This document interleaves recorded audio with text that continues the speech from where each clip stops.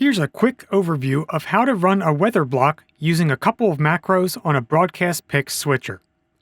So let's assume you are a technical director or vision mixer punching your show as usual. Our producer has asked for a stinger followed by double boxes leading into the toss to the weather block. Here is how you can easily accomplish that without system error. When getting ready for the weather block, Camera 3 should move to face the green screen, and the stage manager or floor director should grab the remote for the teleprompter and change its feed from VGA to AV so that the presenter can see the composited on-air feed directly in line with the lens. The weather presenter should stand along the green line on the floor, away from the wall so they don't cast a shadow on the green surface of the wall. The remote can be used to control the weather presentation software in case you want to fly into the screen in 3D space, show temperature trends, satellite view of clouds with fronts, or various radar screens. There is a key beside each monitor surrounding the green screen as a reference to what scene is mapped to each button on the remote.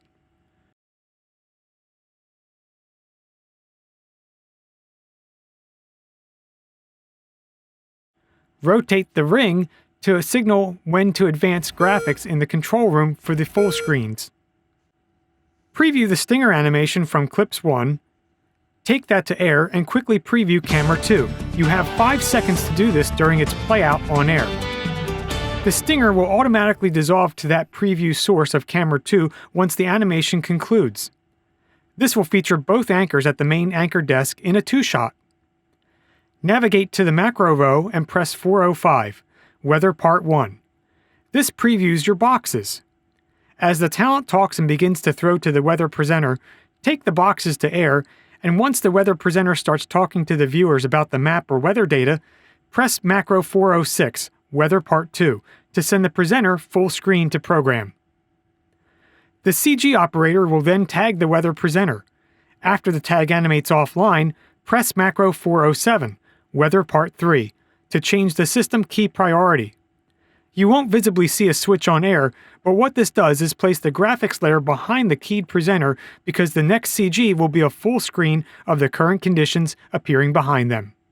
The CG operator will advance through several pages of graphics, ending with the 7-day forecast. Preview the jib and take that to air at the conclusion of the forecast to catch the weather presenter rejoining the rest of the team at the anchor desk.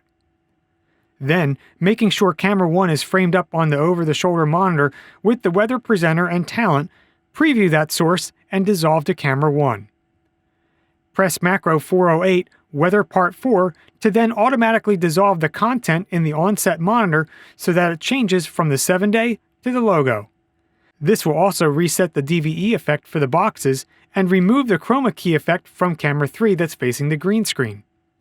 At this point, that camera is safe to move away from the wall, and the CG operator can take the 7-day offline. The teleprompter can also be changed back to the source featuring the script, VGA. Keep an eye on Key 2, and once graphics are clear, turn on Direct Key 2 so that the CG operator can resume sending lower thirds and other graphics in a downstream key on air.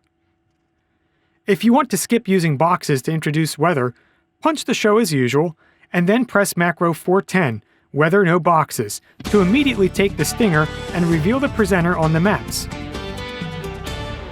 The CG operator can then tag the presenter, and after that lower third clears, press macro 410 once again to adjust the key priority so the next graphics show behind the presenter. That will also preview the jib. Press macro 410 once more as the forecast wraps and the presenter walks to the anchor desk to take the jib shot. Doing so will automatically preview Camera 1 so you can dissolve to Camera 1 when ready as soon as they sit down and settle in. Press macro 410 once more at the conclusion of the weather block to remove the graphics of the 7-day from showing up in the over-the-shoulder onset monitor.